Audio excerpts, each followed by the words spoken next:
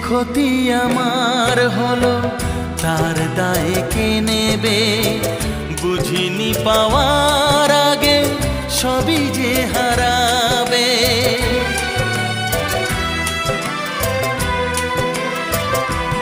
ও যে ক্ষতি আমার হলো তার দায়ে কে নেবে?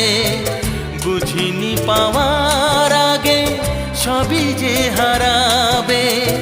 শুধু শুধু কেন দিলে মরণের সাথ ও চাঁদ?